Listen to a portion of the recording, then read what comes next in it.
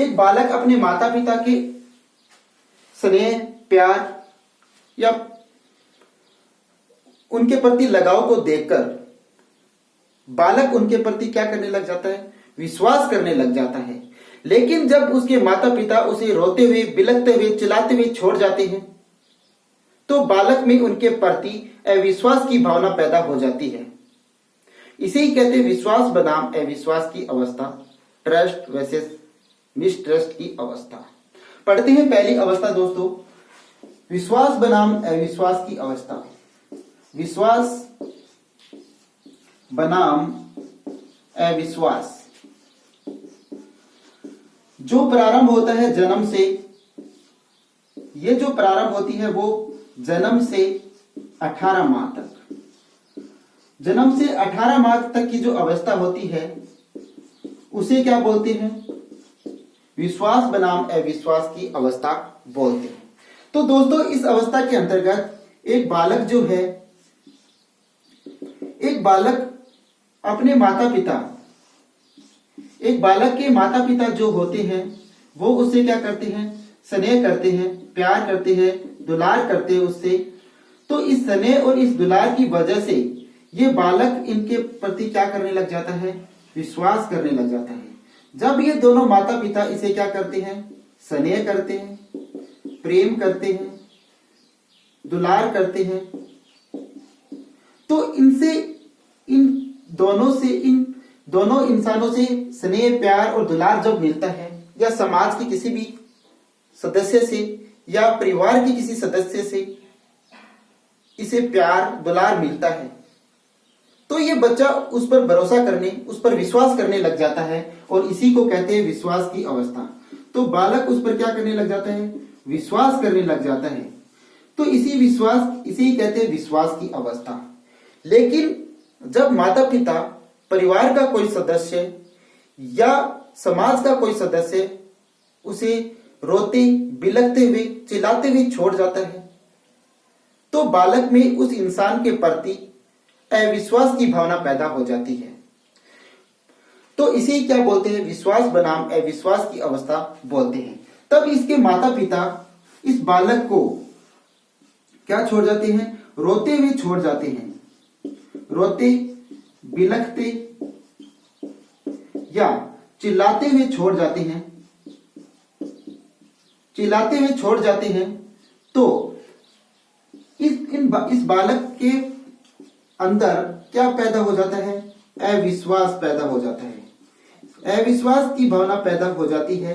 इसे ही कहते हैं हम विश्वास बनाम अविश्वास की अवस्था, जो प्रारंभ होती है जन्म से 18 माह तक। अब अगली अवस्था है दोस्तों स्वतंत्रता बनाम लज्जाशीलता या शक की अवस्था, autonomy versus same and doubt. उसके बारे में पढ़ते हैं। जो 1.5 वर्ष से 3 वर्ष तक की अवस्था होती है, 18 माह से 36 माह तक की जो अवस्था होती है उसके बारे में पढ़ते हैं। उसके बारे में पढ़ते हैं। इस अवस्था के अंतर्गत एक बालक स्वतंत्रता पूर्वक हर कार्य करना चाहता है। वो कपड़े भी स्वयं पहनना चाहता है, वो भोजन भी स्वयं करना चाहता है, वो खेलना भी स्वयं चाहता है। तो हर कार्य वो स्वतंत्रता पूरा करना चाहता है। स्वतंत्रता बनाम लज्जाशीलता, लज्जाशीलता तथा शक। ये जो अवस्था स्टार्ट होती है दोस्तों, वो जन्म से, ये अवस्था जो स्टार्ट होती है वो 18 माह से जो 36 माह का जो समय होता है, या 1.5 वर्ष से जो 3 वर्ष का जो समय होता है, इसे बोलते हैं स्वतंत्रता बनाम लज्जाशीलता की अवस्था। इस अवस्था के अंतर्गत दोस्तों एक बच्चा क्या करता है कि एक बच्चे के प्रति उसके माता पिता का कैसा व्यवहार होता है और वो क्या करना चाहता है और उसे क्या करने से रोका जाता है। एक बालक है, ये स्वयं कपड़े पहनना चाहता है। इस अवस्था के अंतर्गत स्वयं भोजन करना चाहता है, अपने कार्य के लिए दूसरों पर निर्भर नहीं रहना चाहता। क्या नहीं रहना चाहता? दूसरों पर निर्भर नहीं रहना चाहता है।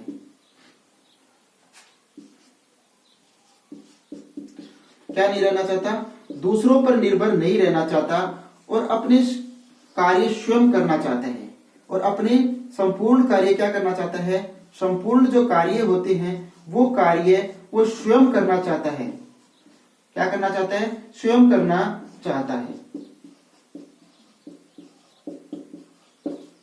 ये बालक संपूर्ण कार्य स्वयं करना चाहते हैं, दूसरों पर निर्भर नहीं रहना चाहता। लेकिन जब इन साधारण कार्यों को करने से उसके माता पिता के द्वारा, उसके परिवार के लोगों के द्वारा जब उसे रोका जाता है, उसकी क्षमता पर शक किया जाता है, तो बालक में लज्जाशीलता की भावना पैदा हो जाती है या लज्जाशीलता है वो उत्पन्न हो जाती है। तो दोस्तों कहने का अर्थ ये है कि जब ये स्वयं संपूर्ण कार्य करना चाहता है, जब इसके माता पिता या इसके परिवार के जो लोग होते हैं, इस परिवार के लोगों के द्वारा इसे रोका जाता है, इसे डांटा जाता है, तो ये बालक, इसके माता पिता जब इसे ये साधारण कार्य करने से, क्या ये साधारण कार्य करने से रोकते हैं। साधारण कार्य करने से क्या करते हैं? रोकते हैं। तो इस बालक को क्या हो जाता है? तो इस बालक को क्या हो जाता है? अपनी क्षमता पे शक हो जाता है। वो समझता है कि उसकी क्षमता पर क्या किया जा रहा है? शक किया जा रहा है। और अब उसकी क्षमता पर शक करने की वजह से बालक के अंदर लज्जाशीलता की भावना उत्पन्न हो जाती है। तो इस क्षमता पर शक करने की वजह से बालक के अंदर क्या हो जाती है? बालक के अंदर लज्जाशीलता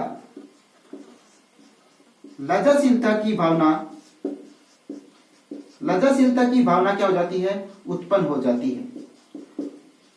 तो बालक में लज्जाशीलता की भावना उत्पन्न हो जाती है। इसे ही बोलते हैं स्वतंत्रता बनाम लज्जाशीलता की अवस्था। दोस्तों आशा कर रहा हूं कि आपको समझ में आ रहा होगा। अगर समझ में आपको आ रहा है तो प्लीज मेरे चैनल को लाइक कीजिएगा, कमेंट कीजिएगा, सब्सक्राइब कीजिएगा और शेयर कीजिएगा। इसकी तीसरी अवस्था पढ़ते हैं दोस्तों, पहल बनाम दोषिता की अवस्था। तो इसकी पहल बनाम दोषिता की अवस्था के अंतर्गत क्या होता है दोस्तों, कि इस अवस्था के अंतर्गत माता पिता बच्चे को क्या करते हैं? प्रेरित करते हैं। किसी भी नए कार्य करने के लिए बच्चे को प्रेरित किया जाता है। पहल बनाम दोषिता। ये जो अवस्था स्टार्ट होती है वो 3 वर्ष से 5 वर्ष तक का काल होता है। 3 वर्ष से 5 वर्ष तक का क्या होता है? ये काल होता है। इसके अंतर्गत वो क्या करता है?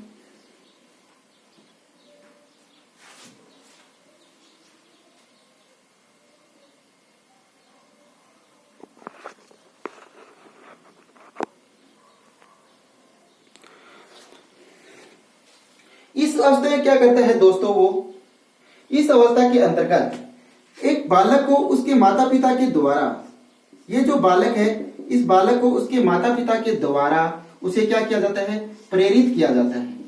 इस बालक को इस कार्य के लिए क्या किया जाता है? प्रेरित किया जाता है कि उसे नए नए खोज करने की बातें सिखाई जाती है।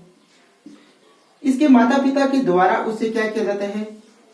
खोज करने के लिए या कोई भी कार्य करने के लिए, इस कार्य करने के लिए इसे क्या किया जाता है? प्रेरित किया जाता है। कि इस अवस्था के अंतर्गत बालक को नए नए कार्य करने के लिए, नई नई खोज करने के लिए क्या किया जाता है? प्रेरित किया जाता है। इसे क्या दी गई है? पहल की संज्ञा दी गई है। जब बालक को उसके माता पिता के द्वारा नई नई खोज और नए नए कार्य करने के लिए प्रेरित किया जाता है, तो इसे ही क्या कहा गया है? पहल की संज्ञा दी गई है। इसे क्या दी गई है? पहल की संज्ञा दी गई है। लेकिन दोस्तों जब बालक नई नई खोज, नए नए कार्य करने का प्रयास करता है, तब उसके माता पिता के द्वारा उसे डांटा जाता है, उसके कार्य की आलोचना की जाती है, तो बालक में हीनता की भावना पैदा हो जाती है कि जब ये बालक जब क्या करता है, नई नई खोज करता है, यह क्या करता है, नई नई खोज करता है, नई खोज करता है या नए नए कार्य करता है, नए नए क्या करता है, कार्य करता है। लेकिन इन नए नए कार्य या नई नई खोज करने से बालक को क्या किया जाता है, रोका जाता है। जब इस माता पिता के द्वारा इस बालक को ये कार्य करने के लिए रोका जाता है, क्या किया जाता है, रोका जाता है, रोका जाता है, डांटा जाता है या इसके कार्य की क्या की जाती है, आलोचना की जाती है। उसके कार्य की रोकना, डांटना या उसके कार्य की आलोचना की जाती है कि तू ये कार्य सही नहीं कर रहा है, तेरे से ये कार्य सही नहीं हो रहा है, तू ये कार्य नहीं कर सकता, तू फिर क्यों कर रहा है। इस प्रकार की भावना से उसके कार्य की आलोचना की जाती है, उसको डांटा जाता है, उसे दंड दिया जाता है। तो बालक में उस रोकने और डांटने से उसमें क्या पैदा हो जाती है, दोषिता की भावना पैदा हो जाती है। तो उसमें क्या हो जाती है, दोषिता की भावना क्या हो जाती है, उत्पन्न हो जाती है। तो उसके अंतर्गत दोषिता की भावना क्या हो जाती है, उत्पन्न हो जाती है। तो इसे बोलते हैं पहल बनाम दोषिता की अवस्था। तो दोस्तों इसको हम पूर्व बाल्य अवस्था भी कह सकते हैं, प्री स्कूल ईयर भी बोल सकते हैं, ये पूरी स्कूल ईयर भी आप इसे बोल सकते हो। इसकी जो चौथी अवस्था आती है वो आती है परिश्रम बनाम हीनता की भावना। उसके बारे में पढ़ते हैं। दोस्तों अगर ये समझ में आपको आ रहा है तो मुझे कमेंट के थ्रू जरूर बताना। तो अगली अवस्था है, जो चौथी अवस्था है, वो है परिश्रम बनाम हीनता की भावना। चौथी अवस्था है परिश्रम बनाम हीनता की भावना, हीनता की भावना। इसका जो प्रारंभिक काल होता है वो क्या होता है, 6 वर्ष से जो 12 वर्ष तक का काल होता है, ये क्या होता है, परिश्रम बनाम हीनता का काल होता है। इस अवस्था के अंतर्गत बालक क्या करता है दोस्तों, इस अवस्था के अंतर्गत बालक जो पहले जो उसने प्रेरित किया गया था उसकी उसमें अनुभूति होती है और उस अनुभूति से उसमें एक नई ऊर्जा का संचार होता है और वो नए नए कार्य करता है। इसे कहा जाता है परिश्रम की अवस्था। लेकिन जब बालक इस अवस्था के अंतर्गत स्कूल के अंदर प्रवेश करता है तो स्कूल के अंतर्गत उसे बहुत सारी कठिनाइयों का, बहुत सारी आलोचनाओं का, बहुत सारी चुनौतियों का सामना करना पड़ता है और इस वजह से उस बालक में क्या हो जाती है, इस कार्य करने से वो असफलता हासिल उसे होती है, वो उन कार्यों में असफल होता है, उन चुनौतियों का सामना करने से वो असफल हो जाता है, तो बालक में हीनता की भावना पैदा हो जाती है। तो पढ़ते हैं इसे डायग्राम के माध्यम से कि एक बालक जब 6 से 12 वर्ष की एज में होता है तो इस अवस्था के अंतर्गत इस अवस्था को क्या कहते हैं, बाल्य अवस्था कहते हैं, बाल्य अवस्था कहते हैं। यह अवस्था बालक की क्या होती है, बाल्य अवस्था। इसे क्या कहते हैं, स्कूली ईयर भी बोल सकते हैं, स्कूली ईयर्स भी बोल सकते हैं। इस अवस्था के अंतर्गत बालक क्या करता है दोस्तों, जब बालक को पहल के माध्यम से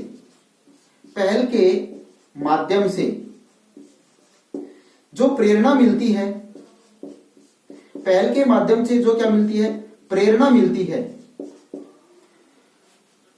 जो पहल के माध्यम से उसे प्रेरणा मिलती है, जो उसे प्रेरणा की अनुभूति होती है, प्रेरणा की अनुभूति होती है, तो इसमें क्या होता है, एक ऊर्जा का संचार होता है।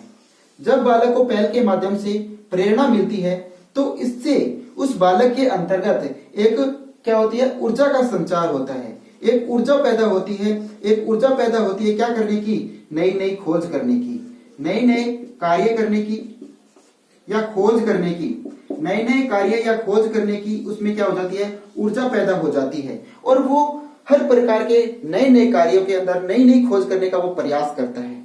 और इसी को क्या कहा, परिश्रम की संज्ञा दी गई। इसी क्या दी गई, परिश्रम की संज्ञा दी गई। परिश्रम की इसी ही क्या दी गई, परिश्रम की संज्ञा दी गई। लेकिन जब इस अवस्था के अंतर्गत, जब इस अवस्था में एक बालक क्या जाता है, स्कूल जाता है, जब इस अवस्था में बालक क्या जाता है, स्कूल जाता है, तो स्कूल में जाने से, स्कूल में जाने के बाद, इस स्कूल में जाने के बाद बालक में क्या होती है, स्कूल जाने के बाद बालक को बहुत सारी कठिनाइयों का सामना करना पड़ता है। स्कूल के अंतर्गत उसे बहुत सारी चुनौतियों का या चुनौती